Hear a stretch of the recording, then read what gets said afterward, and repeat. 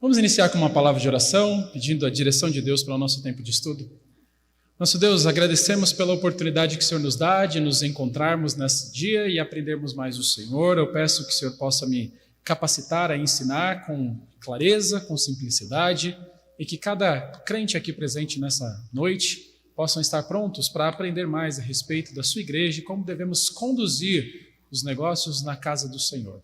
Que possamos ter todo o zelo, cuidado, preocupação e que nós possamos fazer o melhor para a honra e glória do Teu nome. Porque é em nome de Jesus que nós oramos. Amém.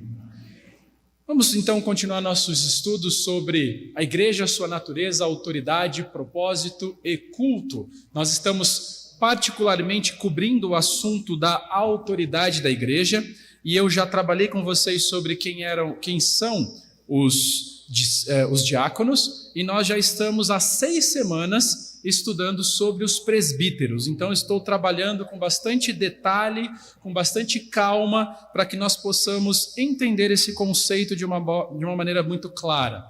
E a fim de compreendermos isso, eu tenho dividido com vocês, seguindo o esboço dos livros de Mark Dever, esse tópico dos presbíteros em 4 partes. Então nós já vimos quem são os presbíteros, nós também já falamos sobre o que os presbíteros fazem e, finalmente, estamos entrando agora, hoje, em como os presbíteros se relacionam com a equipe, com os diáconos e com o pastor.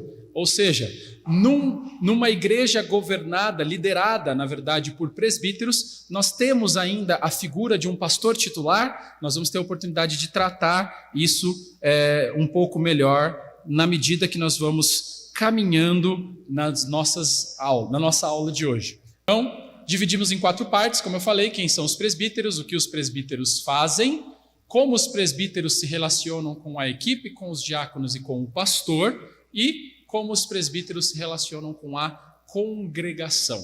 Então, quem são os presbíteros? Nós já falamos sobre a pluralidade, eu falei para vocês também nesse conceito de pluralidade. Depois falei sobre as qualificações para alguém exercer a função de presbítero na igreja local. Nós falamos também sobre o panorama histórico de como esse conceito do presbitério local tem também uma fundamentação histórica. Eu mostrei para vocês que essa era uma prática até mesmo entre igrejas batistas e igrejas congregacionais. Também fomos depois para o que os presbíteros fazem. E eu falei para vocês, nós encerramos na última aula, que os presbíteros oram, os presbíteros pregam e ensinam, os presbíteros pastoreiam, os presbíteros vigiam a si mesmos e suas famílias, os presbíteros exercem supervisão, os presbíteros dão um bom exemplo, os presbíteros levantam presbíteros. Então, essas são as funções de um presbítero numa igreja local. E agora, nós vamos entrar em como os presbíteros se relacionam com a equipe, com os diáconos e com o pastor. Então, como eu disse para vocês, se os presbíteros eles são responsáveis principalmente pelo ensino e pela oração e pelo cuidado, a supervisão, como então os presbíteros eles devem se relacionar com a equipe da igreja, com os diáconos e com qualquer pastor, aquilo que nós chamamos um pastor titular de uma igreja, ou o pastor sênior de uma igreja? Existem as mais variadas nomenclaturas que as pessoas usam para descrever essa função. Eu acho que é importante, primeiramente, nós distinguirmos cada um desses papéis para nós sabermos o que cada um é responsável pelo quê. Ou seja, que trabalho e que decisões pertencem aos presbíteros, que trabalho pertencem à equipe da igreja, aos diáconos, e qual é a função e quais são as responsabilidades também da congregação. Primeiramente, vamos falar um pouco sobre o relacionamento dos presbíteros com a equipe da igreja. Na maior parte das igrejas no nosso país, ou em igrejas pequenas, no nosso caso também é uma dessas, nós não temos uma equipe contratada na igreja. Existem muitas igrejas que têm uma equipe, alguns desses nem são pastores, como por exemplo, existem igrejas que têm uma equipe de manutenção, uma pessoa responsável pela manutenção da igreja. E em alguns casos, eu conheci até nos Estados Unidos, algumas igrejas que tinham uma pessoa ele era membro da equipe e ele era responsável por toda a manutenção da igreja. Era uma igreja bem grande, que demandava muito trabalho de cuidados na manutenção dela. Então, uma pessoa era dedicada somente a essa função. Então, o que eu não concordava era que essa pessoa ela recebia a função pastoral. Ele era chamado um pastor dentro daquele grupo, mesmo que ele não ensinava, não cuidava, não conduzia o rebanho, mas ele era um pastor que cuidava da manutenção do prédio da igreja. Eu já acho que isso não tem respaldo bíblico. Eu acho que para ser um pastor, ele tem que ter o quê? Ovelhas, ele tem que cuidar das ovelhas, principalmente. Outra função que também muitas vezes acontece em muitas igrejas, até aqui no Brasil isso é comum, são igrejas que têm pastor de música. Já ouviu falar? Pastor de música. A gente brincava até no seminário falando, imagina um pastor de música, o que será que ele faz? Ele coloca o cantor cristão, o louvores ao Senhor, o voz de melodia na cadeira e começa a ensinar esses livros, né? Obviamente que não faz sentido.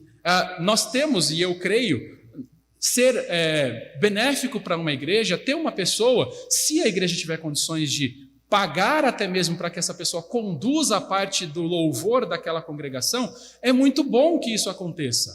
Nem todas as igrejas, infelizmente, têm condições financeiras de dedicar recursos para que essa pessoa se dedique na área musical da igreja, ensinando pessoas e discipulando pessoas a tocar instrumentos e tudo mais. Isso é muito positivo para uma igreja local. Mas essa pessoa não pode ser, eu não veria biblicamente adequado ser chamada de um pastor de música, porque nas escrituras nós não temos esse modelo. Nós temos um modelo de pastor de ovelhas, pastor da igreja como um todo. Eu acho que o mais adequado seria colocá-lo na função de ministro de louvor, ou seja, uma pessoa que tem uma responsabilidade de condução, mas não pastoral. Eu acho que essa questão de chamá-lo de pastor pode confundir também as suas atribuições e as suas funções do que é exigido para um pastor no sentido bíblico mesmo, tá? Então, também em muitas igrejas tem os estagiários, igrejas que recebem pessoas que são recém-formadas para que passem por um período de estágio em suas igrejas antes de elas encararem aí o ministério pastoral propriamente dito. Isso é fundamental, irmãos. Eu gostaria muito que nós, como igreja, pudéssemos oferecer isso, porque seria muito bom se todo seminarista, quando ele termina o curso dele de seminário, que ele não fosse colocado imediatamente à frente de uma igreja local para conduzir aquela igreja. Eu costumo dizer que isso é quase um genocídio pastoral. Porque muitas vezes essas pessoas saem, infelizmente, na maioria das vezes, pensando que estão totalmente preparadas para o ministério, e quando elas entram de fato no ministério, elas percebem que tem muita coisa ainda que elas precisam evoluir. Então, se elas tivessem a oportunidade de servir em uma igreja, não como pastor, como um estagiário, e eles cresceriam muito, seriam muito beneficiados em serem Timóteos debaixo da condução de Paulo, por exemplo, né? Então isso seria muito bom e imagino eu que daria muito mais longevidade para os pastores jovens que saem do seminário e que depois assumem igrejas locais. É triste, mas as estatísticas apontam que a imensa maioria dos pastores, eles têm uma vida útil no ministério de 5 anos. Então eu já estourei um pouquinho essa média, mas a maioria tem uma vida útil de 5 anos. Em 5 anos eles acabam ou se desqualificando por alguma razão, ou então eles acabam entrando em um estado de estafa, de estresse ou algumas coisas assim, e eles acabam abandonando o ministério por N razões e N fatores que não compete nós cobrimos agora, porque senão iríamos devagar bastante sobre esse assunto. A verdade irmãos, é que todo mundo quando sai do seminário se imagina o novo Lutero, né? Ele fala assim, a igreja vai ser marcada a partir de agora em antes de mim e depois de mim. E quando ele entra no ministério, ele vê que a coisa é muito diferente disso. O castelinho dele de areia que ele constrói nos anos de seminário, que ele começa a dizer, e ele começa a apontar para todas as falhas de todas as igrejas e de todos os pastores e de todas as teologias sistemáticas, e ele começa a ser crítico, ácido em muitos aspectos. Quando ele assume e coloca os pés dele naqueles sapatos e vai ter que subir e ensinar e conduzir uma igreja, e agora ele também se torna o foco da atenção, e quem está à frente muitas vezes se torna o alvo também. Então ele começa a perceber que as coisas não são tão fáceis assim. E aquele castelinho que ele construiu tão belamente durante os anos de estudo, ele percebe que é destruído rapidamente. Então, ter esses estagiários, pessoas na igreja local servindo, não são pastores, mas que servem na igreja com visitas, servem com ensino, mas são potenciais pastores em treinamento, é muito bom para a igreja. Então, como é o relacionamento dessas pessoas?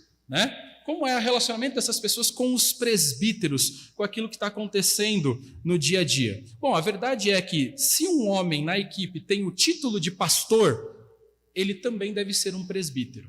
Então, todo pastor, ele é um presbítero, porque as palavras nas Escrituras são intercambiáveis, como eu já mencionei antes para vocês. Assim, na igreja, nós não devemos usar esse termo pastor para alguém que não exerça cuidado sobre ovelhas, alguém que não tem esse ministro, não seja um ministério de cuidado sobre ovelhas. Mark Dever diz o seguinte, sobre a experiência na igreja local dele. Ele fala assim: dos 24 presbíteros, eles têm 24 presbíteros na igreja dele. Agora, a igreja dele tem 800 pessoas. Então, um grupo grande para um grupo maior de membros, Então, ele diz o seguinte: dos 24 presbíteros atualmente reconhecidos pela nossa igreja, ele diz, apenas 6 são remunerados pela igreja. Ou seja, só 6 são mesmo parte que recebem sustento da igreja. Dito isso, temos alguns homens, normalmente mais jovens, que estão fazendo o trabalho pastoral, mas eles não foram confirmados como presbíteros. São essas pessoas que estão em transição, sabe? Antes de assumir o ministério pastoral, mas servindo e aprendendo com os presbíteros. Esses, eles chamam lá de assistentes pastorais, ok? Proporcionam um maravilhoso cuidado para nós em tudo, desde ensinar até fazer visita. Nós também temos uma mulher piedosa que conduz o ministério de crianças, bem como uma equipe administrativa em geral. Então, você percebe que eles têm pessoas ali que compõem, no caso deles aqui, a pessoa que conduz o ministério de crianças aparentemente também é remunerada, é dedicada àquele trabalho, mas ela não é um presbítero, não é uma presbítera, nem existe essa palavra no grego e nem no português. Não é isso. Ela só assume o papel e ela até recebe um tipo de cuidado, talvez receba até um tipo de remuneração, mas ela não tem uma função de presbítero na igreja local. Então, como agora os presbíteros devem se relacionar com essa equipe? Bom, uma vez que os presbíteros como um todo, eles supervisionam, lembra que uma função, o conceito da palavra bispo, que é um dos termos que o pastor é chamado, tem essa ideia de supervisor. Então, uma vez que o presbítero ele supervisiona a congregação como um todo, ele também supervisiona essa equipe. São pessoas que são colocadas, então, debaixo da sua condução, debaixo da sua autoridade. E eles devem supervisionar essas pessoas, que às vezes são até remunerados pela igreja, e eles devem, então, ter a liberdade por chamar e desligar também essas pessoas do quadro, sem necessariamente que a igreja esteja diretamente envolvida com isso. Por quê? Porque são pessoas que estão mais servindo os presbíteros do que a igreja em si. Entende? A igreja é até beneficiada pelo trabalho deles, mas na verdade eles têm o seu trabalho diretamente ligado aos presbíteros. E é os presbíteros que fazem essa condução. A equipe, então, os presbíteros são responsáveis por dar a direção e essa equipe é responsável pela execução. Eles colocam aquele plano em prática. Então, com certeza, irmãos, os presbíteros como um todo confiam muitas vezes nessa equipe e eles acreditam que eles vão seguir suas orientações, as orientações que lhes são passadas. E os presbíteros, então, eles são os responsáveis. Qual é, então, o relacionamento dos presbíteros com essa equipe da igreja? É basicamente o pastor ou os presbíteros, eles têm a responsabilidade de gerenciar esse grupo. Eles geralmente são os responsáveis por contratar ou até demitir essas pessoas que compõem esse quadro administrativo. Por exemplo, existem igrejas que têm uma secretaria, onde tem uma secretária contratada. Não é a igreja, muitas vezes, que contrata essa pessoa no sentido de escolher quem é que vai e quem não vai. É o pastor ou os presbíteros que fazem esse tipo de condução, porque eles estão trabalhando diretamente com aquela pessoa todos os dias, e eles sabem se estão exercendo um bom trabalho ou não. São basicamente, alguns deles, funcionários mesmos, sabe? Do mesmo jeito que você tem uma recepcionista num escritório de dentista. Tem pessoas que são contratadas para serem a secretária de uma igreja local. Existem muitas igrejas que têm isso. Não é a nossa realidade, estamos longe dessa necessidade, mas igrejas que têm muitas pessoas, elas acabam tendo esse quadro de funcionários compondo também a equipe, que são remunerados. Ok? Então nós já vimos esse primeiro relacionamento entre os presbíteros com a equipe da igreja local. Vamos ver agora, irmãos, qual é o relacionamento dos presbíteros com os diáconos. Como se dá esse ministério, esse trabalho conjunto entre presbíteros e diáconos? Infelizmente, muitas vezes é muito mal visto esse relacionamento. Existem muitos pastores que até citam, né? Vigiai e orai, porque o diácono, vosso adversário, anda em derredor.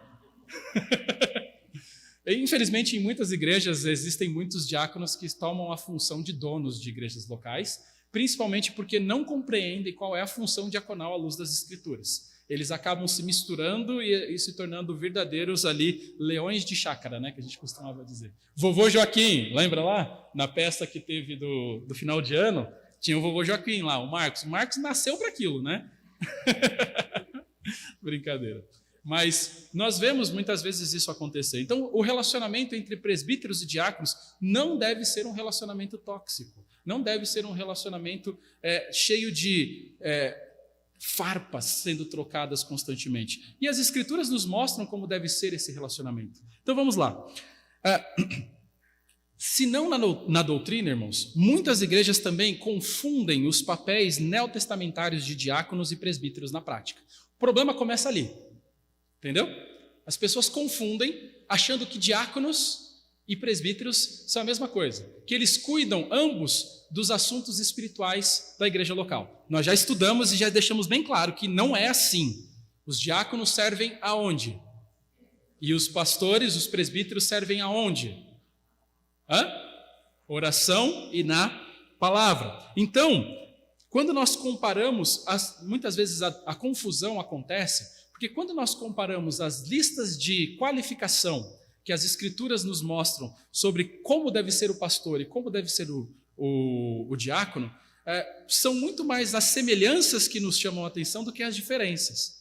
Tanto os presbíteros quanto os diáconos, eles precisam ter muitas das qualificações que são semelhantes, como respeitáveis, irrepreensíveis, confiáveis, maridos de uma só mulher, sóbrios, equilibrados, generosos. Então, são muitas semelhanças. É até curioso como a igreja consegue distinguir entre esses dois papéis, porque são muito mais semelhantes do que diferentes, como eu falei para vocês. A única principal diferença entre um presbítero e um diácono é que o presbítero, o pastor, ele precisa ser apto para ensinar, ok? Essa é a única diferença que nós vemos entre uma função e a outra. O diácono, ele não precisa ter essa aptidão para o ensino, ele precisa ter a aptidão para o serviço, né? Para servir, ter um coração de servo. E nós vimos, irmãos, então, lá em Atos 6, que os apóstolos, eles definiram a função deles, né? Que eles não poderiam abandonar a função deles para servir às mesas, e eles colocaram lá como sendo suas funções principais, em Atos 6, versículo 4, a oração e o ministério da palavra. Então, eles escolhem ali, são eleitos 7 pessoas para que eles pudessem servir às mesas. Então, dessa mesma forma, o ministério da palavra é a responsabilidade central dos presbíteros. E eles têm que conduzir a igreja doutrinariamente. Não é diácono. Não é diácono. São os presbíteros que têm que ser os defensores da doutrina numa igreja local. E eles que devem, então, ensinar a palavra em uma igreja local. Não o diácono. São os presbíteros que têm essa responsabilidade. E eles ensinam, como eu falei para vocês, tanto com o que falam, como também com a maneira que vivem. E essa faz toda a diferença. Os diáconos, entretanto, eles devem se preocupar com os detalhes práticos da vida da igreja, como, por exemplo, a administração, a manutenção, o cuidado dos membros que têm alguma necessidade física. Tudo isso para quê? Porque quando não acontece esses cuidados na palavra e das mesas, o que surge? O que aconteceu em Atos 6. O que aconteceu em Atos 6? Murmuração, problemas, porque pessoas acabarão não tendo suas necessidades o quê? Atendidas, supridas. Então nós precisamos ter essas duas classes bem estabelecidas e atuantes em uma igreja local, para que a igreja possa desfrutar dos benefícios que Atos desfrutou. Depois que eles estabeleceram e resolveram aquela contenda, o texto nos diz que a igreja crescia. Dia a dia o Senhor trazia e acrescentava pessoas à igreja. E o testemunho da igreja se tornava o quê? Notório e conhecido entre até os perdidos, os incrédulos. Então, irmãos, os presbíteros, eles são diáconos, mas diáconos da palavra, diáconos da oração. Os diáconos, eles são diáconos de aspectos práticos e físicos. Então, os diáconos, eles não devem agir como um grupo de poder separado, ou uma segunda casa do legislativo. Você sabe, quando a gente tem na política, né? Quando você entra com um projeto de lei, você passa lá pelo Senado, você vai passar pela Câmara dos Deputados, depois que eles aprovam, passa pelo Senado, e depois que o Senado aprova, daí passa lá para ser assinado pelo presidente. Os diáconos não são uma segunda casa do legislativo, onde os pastores, os presbíteros deliberam algo, e aí os diáconos aprovam ou não aquilo, sabe? Como o vovô Joaquim. Não é isso. Mark Dever, ele vai ilustrar essa relação entre presbíteros e diáconos na igreja de uma maneira que eu achei fenomenal. Presta atenção no que ele diz. Ele fala assim, se os presbíteros disserem, preste atenção, se os presbíteros disserem, vamos para São Paulo, não cabe aos diáconos responderem, não, vamos para o Rio de Janeiro. Eles podem igualmente responder, nosso motor não conseguirá nos levar até São Paulo. Talvez devêssemos reconsiderar. Isso é muito útil no ministério. Mas, em geral, o seu trabalho é apoiar o destino estabelecido pelos presbíteros. Deu para entender essa ilustração? Vamos imaginar, os presbíteros, dão a direção para a igreja e falam, nós vamos para esse caminho. Não é papel dos diáconos falarem, negativo, nós vamos para esse caminho. O papel dos diáconos é falar, olha, eu não sei se nós temos condições financeiras de fazermos isso. Eu não sei se nós temos equipe suficiente para deliberarmos isso. Mas se os presbíteros definiram essa direção, o que eles fazem? Eles seguem. Agora, presbíteros sábios farão o quê? Vamos sentar com eles, que eles conhecem o motor do carro. O nosso carro não chega até lá? Nosso motor não chega até São Paulo? Não chega. Então você tem que ter esse meio termo. Você tem que ter essa sensibilidade em dirigir. Os diáconos, então, não dão a direção. Eles apoiam a direção dada pelos presbíteros. Agora, eles pontuam coisas que eles veem importantes e necessárias que sejam pontuadas para que aquele objetivo seja alcançado. E bons presbíteros vão dar ouvidos. Agora, nem sempre irão concordar. Quando houver uma divergência de opiniões, qual é a posição que deve prevalecer? A do presbítero, a dos presbíteros. Por quê? Porque é a eles que Deus colocou como responsáveis pela direção da igreja. Obviamente, desde que não seja algo contrário às Escrituras. Se for algo contrário às Escrituras, a igreja tem que intervir e qualquer cristão deve intervir se não tiver fundamentação bíblica para aquilo que está sendo estabelecido. Então seria muito benéfico para as muitas igrejas se elas distinguissem novamente a função dos presbíteros e dos diáconos. Seria muito benéfico. As igrejas desfrutariam muito e muitos dos problemas e murmurações que as igrejas hoje passam seriam evitados se as igrejas tivessem uma pluralidade de presbíteros e diáconos exercendo o cuidado das mesas e as necessidades físicas dos membros. Isso seria o ideal, porque é esse o plano de Deus para a igreja. Ok? Alguma pergunta sobre esse ponto do relacionamento entre os diáconos e os presbíteros? Deu para entender? Pode falar. Tá.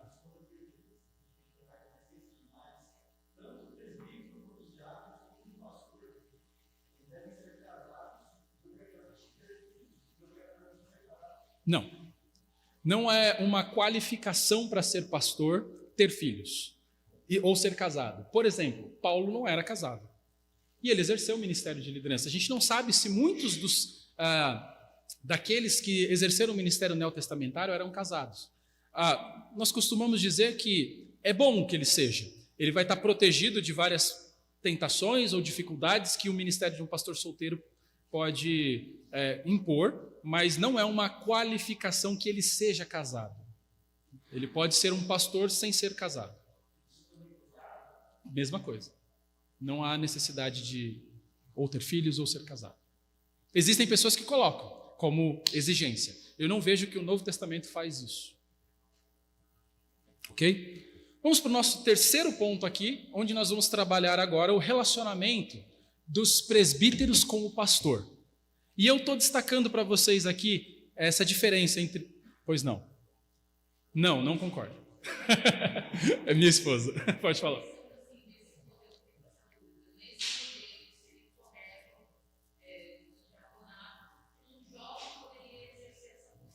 Sim, porque na verdade é o serviço. Então é a diaconia, não é o diaconato. Ele está exercendo a diaconia, ou seja, o serviço como um todo. Como eu falei para vocês, na concepção bíblica, uma pessoa que esteja servindo na igreja, ela está fazendo a diaconia. E muitas das funções que são necessárias para serem servidas e supridas na igreja são supridas por pessoas que exercem esse ministério diaconal. Entendeu? Então, pode ser um jovem, desde que seja o quê? Qualificado à luz das Escrituras. Né? Que siga aquelas qualificações. E isso, na verdade, é excelente. Sabe por quê? Porque quem vai mexer no som da igreja tem que ter... Nós temos base bíblica para saber quem pode e quem não pode. Tem qualificações bíblicas, porque eles têm que ser diáconos. Eles exercerão um ministério de diaconia. Diaconia do áudio.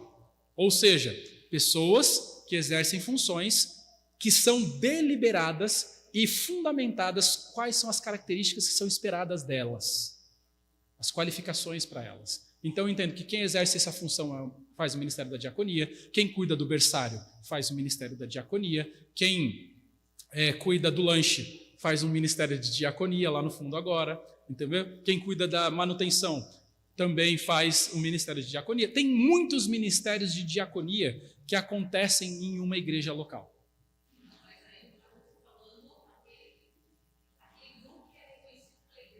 Sim.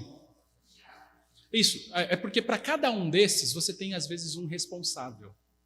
Então quem é o responsável por aquele local? Então a gente chama hoje de superintendente ou diretoria.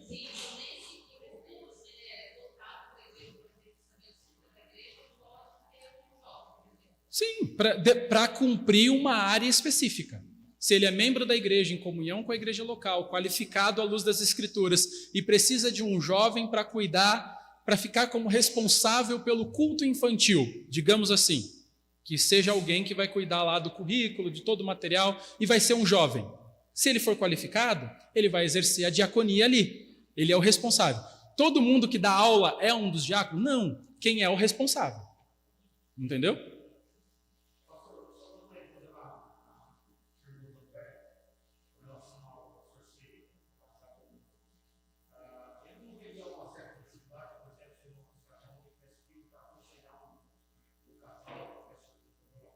Essa...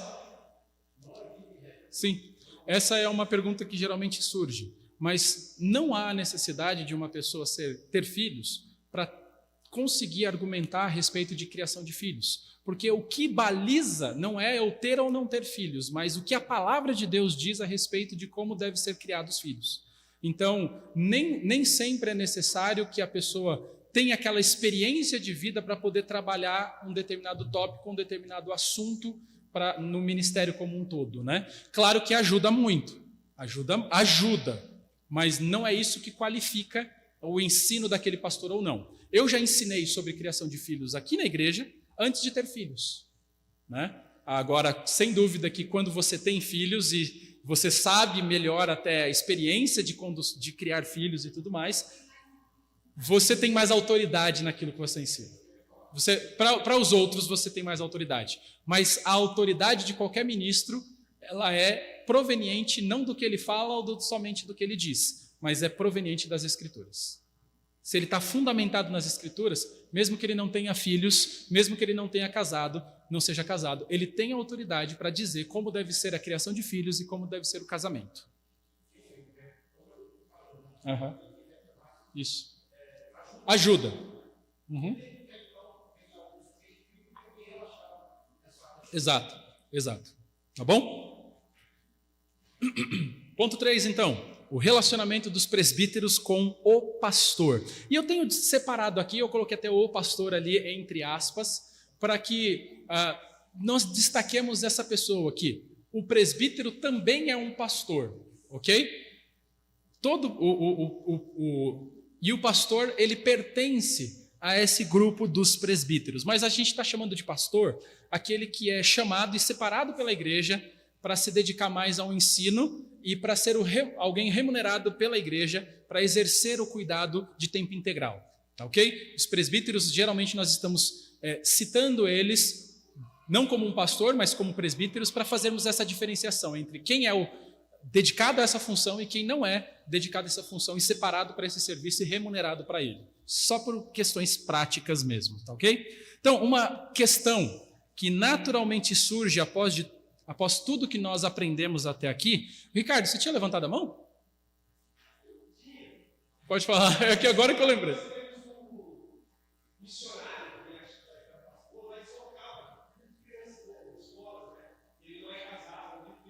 Uhum. Eu não sei, quem? Ele é casado agora. Casou agora. Ele não era. Não, nós temos o missionário Bruno. Ele vai estar na nossa igreja aqui o mês que vem, lá do Rocha Eterna. Ele é sustentado pela nossa igreja, ele trabalha com o ministério de evangelismo em prisões, ele não é casado, ele não tem filhos, e ele tem exercido o ministério pastoral, missionário, ali entre os presos, tá bom? Então, uma questão que naturalmente surge depois de tudo que nós aprendemos é se a Bíblia ensina que deve haver um pastor principal ou titular entre os presbíteros, ok? Depois que nós aprendemos que a igreja local ela tem um presbítero, deve ter uma pluralidade de presbítero, a pergunta que imediatamente surge é: nós devemos ter um pastor titular, um pastor principal entre os presbíteros? Deixa eu mostrar para vocês que, embora não haja uma evidência neotestamentária que aponte claramente para isso, nós podemos achar vários indícios e vários princípios que apontam que as igrejas no Novo Testamento tinham essa figura. Elas tinham essa pessoa que ela exercia esse ministério, que ele era destacado entre os presbíteros para exercer essa função de ensinar, de se dedicar tempo integral para a oração, para o ensino e para a condução da igreja local, auxiliado pelos presbíteros que também fazem isso, mas que muitos deles exerciam atividades seculares de trabalho e não eram dedicados tempo integral para o ministério de presbítero, para o pastorado numa igreja local. Deixa eu só compartilhar alguns exemplos com vocês. Por exemplo, alguns presbíteros no Novo Testamento, eles iam de um lugar para o outro, enquanto outros não. Outros ficavam fixos numa igreja local. Por exemplo, Timóteo e Tito. Você lembra? Tito ele foi enviado às igrejas em qual região? Nós lemos. Cencreia, não era que a gente leu? Alguma coisa assim. Eu não lembro agora a região também agora, sumiu da minha mente. Mas ele foi enviado para uma determinada região, Creta, para que ali ele estabelecesse presbíteros em cada igreja, Tito. Né? Ele tinha essa função. Então, aparentemente, ele era um presbítero que ele ficava exercendo aquela função e levantando novos presbíteros. É o que eu falei para vocês. Quem é que levanta presbíteros numa igreja local? Presbíteros. Não é a igreja que vai sair falando quem é que vai ser quem serão os presbíteros da igreja. Não, são os presbíteros que levantam presbíteros e a igreja reconhece esses presbíteros ao aceitá-los como presbíteros. Agora, são presbíteros que fazem isso. Paulo deixa um pastor, Tito, para fazer isso lá na região de Creta. Nós temos também Timóteo fazendo a mesma coisa. Lembra na igreja de Éfeso, em tantos outros lugares por onde ele passa, ele tinha a pessoa de um pastor titular, principal. Ele se dedicava a tempo integral e ele levantava outras pessoas que eram nomeadas dentro da congregação da igreja local para exercer também essa função. Eles eram sustentados financeiramente pelo rebanho, enquanto outros não. Alguns outros presbíteros, eles trabalhavam fora em outro emprego, eles não eram dedicados em tempo integral. Essa foi a área que eu mais me peguei no início para entender essa questão da pluralidade de presbíteros. Eu falava assim, se a igreja vai ter uma pluralidade de presbíteros, como ela vai pagar 5 presbíteros, 5 pastores numa igreja? Ela não tem condições, muitas vezes, para pagar 1, para pagar 2. Como vai ter? Nem todos são remunerados. Nós vemos isso nas Escrituras. Por exemplo, eu vou pedir para colocarem o versículo aí, ó, pessoal aí de cima. Coloca 1 Timóteo 5,17. 1 Timóteo 5,17 vai mostrar para nós, Paulo falando sobre um grupo que esse deveria receber sustento financeiro mais direcionado. Olha o que ele fala. Ele diz assim, ó, devem ser considerados o quê? Merecedores de pagamento em dobro. Os presbíteros que fazem o quê? Que presidem bem. Especialmente, quem são esses que presidem bem? Ele vai falar, os presbíteros que presidem bem, ele vai descrever quem eles são e por que eles são considerados presidirem bem. Especialmente os que se esforçam na pregação da palavra e no ensino. Então, aqueles homens que são escolhidos dentre os presbíteros para se dedicar ao ensino, para se dedicar à pregação, eles podem e devem receber sustento financeiro da igreja, porque eles se dedicam a vida para fazer aquilo. Então, eles precisam comer também, assim como todos, e eles precisam ter suas necessidades supridas. Olha o que vai dizer o versículo 18. Versículo 18 do mesmo texto, ele vai complementar dizendo, ele embasa esse argumento dele falando assim, ó, pois a Escritura declara, não amordace o boi quando ele pisa o trigo. Ou seja, o boi está lá trabalhando no moinho, amarrado no moinho, enquanto moe o trigo, e caem alimentos no chão. É desumano você fazer o quê? Colocar uma focinheira no boi para que ele não coma daquele alimento que caiu no chão. Ele está trabalhando ali. Deixe com que ele se alimente com o que cai ali no chão. É isso que Paulo está dizendo, fundamentado pelo Antigo Testamento. E ainda ele vai complementar dizendo, o trabalhador é o quê? Digno do quê? Do seu salário. O pastor também é aquele que se dedica ao ministério de tempo integral, um trabalhador. Então ele é digno também do seu salário. Então, nós vemos esse princípio aqui, né? Paulo instruindo que os pastores devem receber o seu sustento. É triste quando igrejas não têm essa visão. Pastores sofrem muitas vezes porque não têm esse cuidado e às vezes têm que trabalhar fora. Às vezes precisam buscar sustento fora para complementar a renda e sempre alguém vai sofrer quando isso acontece. Filipenses 4, 15 a 18 diz assim, Paulo está abrindo o coração ali e ele diz o seguinte, ele fala, até o 18, ele fala assim, ó, e como vocês, filipenses, sabem muito bem, no início da pregação do evangelho, quando parti da Macedônia, nenhuma igreja se associou comigo nessa questão de dar e receber, exceto quem? Então uma igreja se juntou, uma igreja decidiu apoiar financeiramente Paulo na sua viagem, no seu sustento pessoal. Aí no 16, porque até quando eu estava em Tessalônica, por mais de uma vez vocês mandaram o bastante para as minhas necessidades. Não que eu esteja pedindo ajuda, pois o que realmente me interessa é o fruto que aumente o crédito na conta de vocês. Recebi tudo e tenho até o quê? Sobra.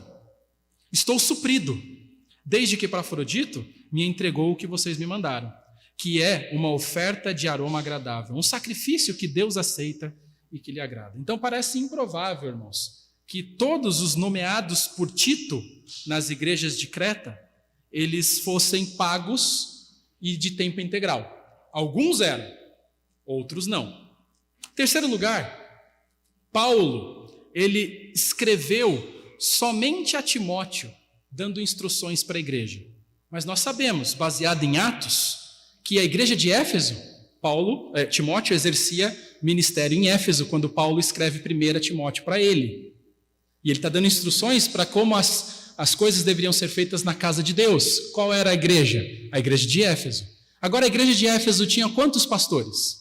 Uma pluralidade de presbíteros, porque nós vemos Paulo, lá em Atos, se despedindo dos presbíteros de que região, de que igreja? Da igreja em Éfeso. Agora, quando Paulo escreve para a igreja, ele escreve para quem? Para todos os presbíteros? Ele escreve para Timóteo. Por quê? Porque Timóteo tinha uma função única entre aqueles presbíteros. Ele era o que nós chamaríamos hoje de o pastor titular. Ele era o principal pastor que exercia o ministério naquela igreja de Éfeso.